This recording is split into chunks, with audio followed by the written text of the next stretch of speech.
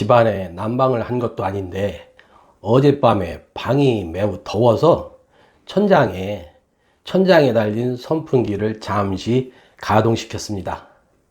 안녕하십니까. 미국 LA 산책 알렉스입니다. 그동안 캘리포니아에 비가 너무 오지 않아서 산불도 굉장히 많았었죠. LA를 비롯한 남가주 지역에 제법 많은 비가 내릴 것으로 기상청에서 예보하고 있습니다. 서너 개의 겨울 폭풍이 미국 서남부 지역을 통과한다고 하는데요. 내일, 그러니까 토요일이죠. 내일부터 캘리포니아주와 애리조나주 지역에 비가 내리고 다음 주에는 남가주 지역에 말입니다. 무려 1년치에 해당하는 비가 내릴 것이라는 기상청의 예보가 있었습니다. 비가 오는 건 좋지만 교통사고를 비롯해서 각종 사고도 많이 나겠죠? 여기 남가주에 사시는 교민 여러분, 건강 조심하시기 바랍니다. 걱정거리가 하나 생겼습니다. 미국 LA 코리아타운이 일부 포함된 지역에 코로나19 고위험 지역이라는 경고판이 설치됩니다. 경고판이 설치되는 위치는 벌몬선상, 올림픽 블루바드와 피코 블루바드 사이인데요. 올림픽 블루바드는 한인타운의 남쪽 끝이라고 할 수 있죠. 여기서부터 피코 블루바드 방향인 남쪽으로 내려가면 갈수록 타인종이 상당히 많이 사는 지역인데요. 전염병이라는 것은 인종을 구별하지 않는 것이죠. 우리 모두 건강을 지키는데 게을러서는 안 될 것 같습니다. 그리고 LA 한인회 소식 한 가지 첨부하겠습니다. LA 한인회에서 코로나 무료 테스트를 한다고 합니다. 그런데 예약을 하셔야 됩니다. 예약을 위한 정보로는 1월 30일 오전 10시부터 오후 3시까지입니다. 더 자세한 정보는 제가 링크를 걸어 두었습니다. 그것을 참고해 주시면 고맙겠습니다. 바이든이 약속한 코로나19 재난지원금은 1인당 2,000불이었습니다. 그런데 그 계산법이 트럼프 정부에서 결정된 1인당 600불까지 포함한 2,000불이 되면서 1,400불만 더 지급하겠다는 발표가 난 거죠. 이에 대해 불만이 나오기 시작했습니다. 특히 조지아주에서 불만이 상당히 크게 나오고 있는데요. 저는 거기까지는 생각하지 못했었습니다. 하지만 맞는 말입니다. 조지아주에서 불만을 제기하는 내용이 맞는 거죠. 트럼프 정부에서 지급을 약속한 것은 1인당 600불입니다. 이 금액은 이미 거의 지급이 끝나고 있거든요. 하지만 민주당과 바이든이 정권을 잡으면 국민들에게 지급하겠다고 약속한 금액은 1인당 2,000불입니다. 그렇기 때문에 트럼프 정부에서 결정되고 지급된 1인당 600불과는 아무 상관이 없는 겁니다. 그래서 바이든하고 민주당이 약속한 1인당 2,000불을 지급하는 것이 맞는 거죠. 하지만 이것을 끝까지 고집할 수도 없는 게 미국의 재정 적자가 지나치게 지금 커진 상태입니다. 꼭 이것을 고집해야만 하는가 하는 고민이 없을 수가 없습니다. 왜냐하면 어차피 우리 미국에 사는 국민들이 세금으로 그거를 메꿔야 되지 않습니까? 결국은 내가 받아서 썼지만 내가 다시 토해내야 되는 것이죠. 그런데 사실 지금 워낙 미국에 살고 있는 일반 서민들이, 저를 포함한 일반 서민들이 힘든 건 사실이죠. 미국 46대 대통령 조 바이든의 임기가 시작되었습니다. 1월 20일 취임식 직후 백악관에 입성해서 대통령 업무를 시작한 바이든 대통령은 코로나19에 대한 대처와 함께 트럼프 시대의 반이민 정책 뒤집기를 포함한 총 17개의 행정명령과 대통령 지시에 서명을 했죠. 또 약 2천만 명의 불법 체류 이민자들에게 사상 최대 규모인 이민개혁 법안인 미시민권 법안을 발표하고 법안을 신속하게 통과시켜달라고 연방의회에 요청을 해두었습니다. 더 넓은 범위의 행정명령을 본다면 바이든 대통령의 행정명령은 이전 대통령의 그것들과는 규모가 상당히 큽니다. 트럼프가 2건의 행정명령을 내렸고 버락 오바마는 전혀 없었습니다. 조지 부시가 1건의 행정명령, 빌 클린턴이 1건. 이 전 대통령들이 대통령 취임 첫날 서명한 행정명령을 다 합쳐도 4건에 불과합니다. 그런데 바이든은 무려 17건의 행정명령에 사인을 한 겁니다. 그만큼 시급하게 추진해야 될 정책들이 많은 겁니다.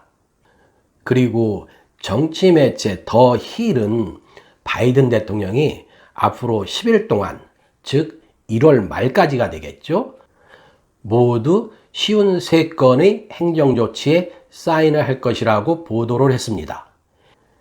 이렇게 행정명령이 많은 것은 트럼프가 그동안 시행해온 상당한 차별적 행정조치를 원상복구시켜 미국을 화합의 나라로 만들기 위한 것입니다.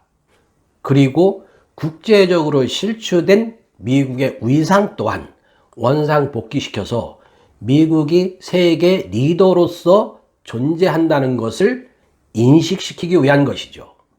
그럼 먼저 이민 정책을 들여다보겠습니다.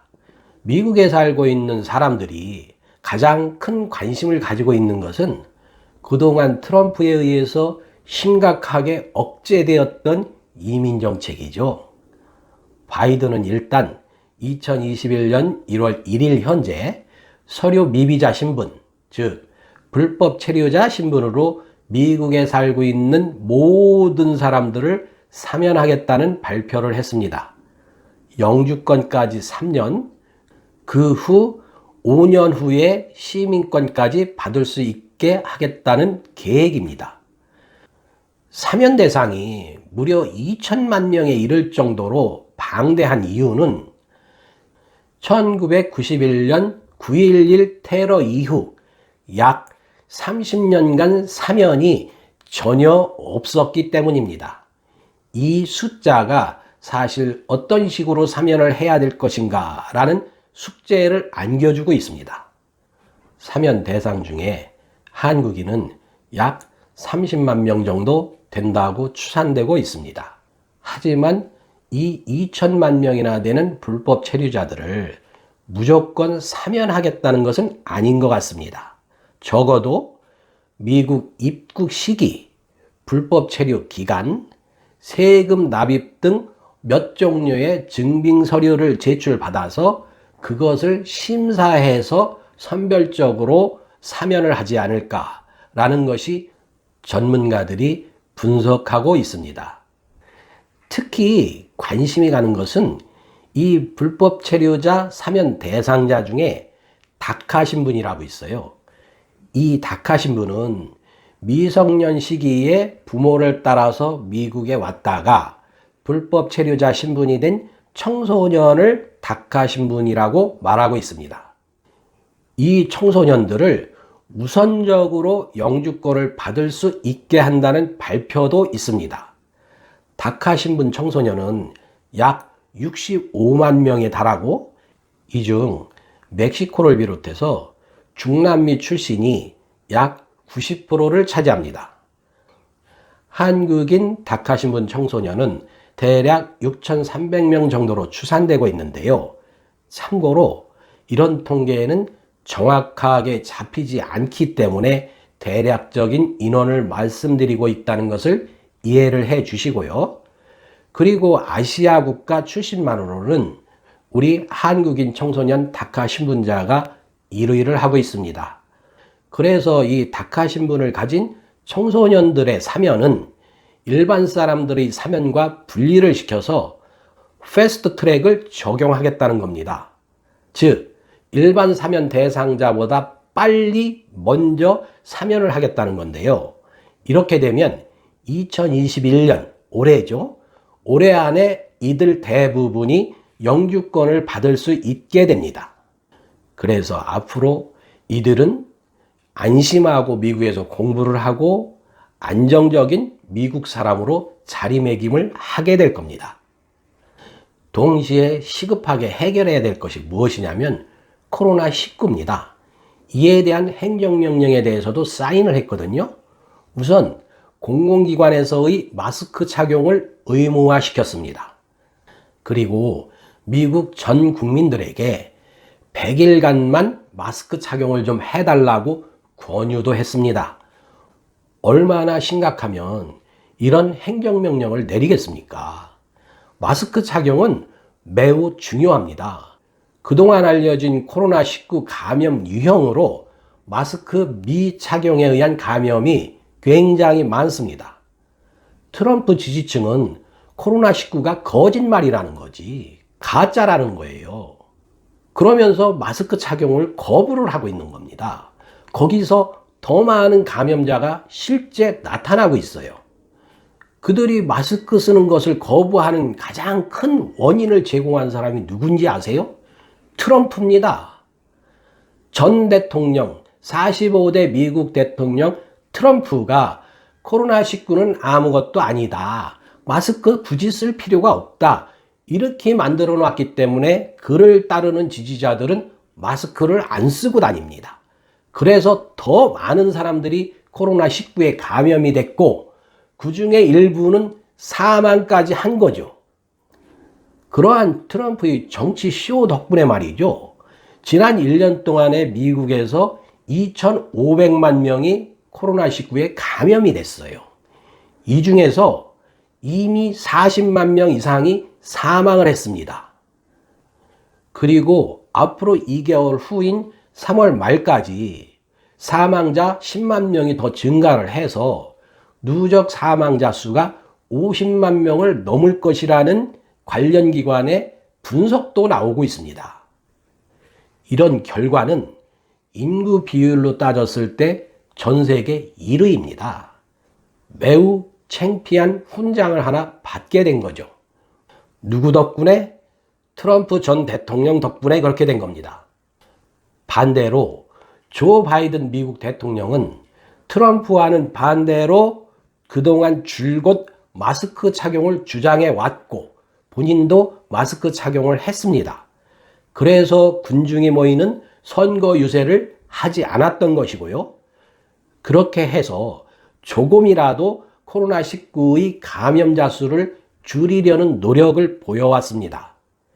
군중이 모이고 사람들이 모일 수 있는 행사와 크리스마스와 연말 연시가 지나면서 코로나19 감염자 수는 서서히 감소는 하고 있다고 합니다. 코로나19의 백신도 개발되었으니까 코로나19의 감염자의 빠른 감소와 또 환자들의 치료가 성공적으로 끝나서 밝은 미국 사회로 신속하게 회복되기를 바라는 마음입니다.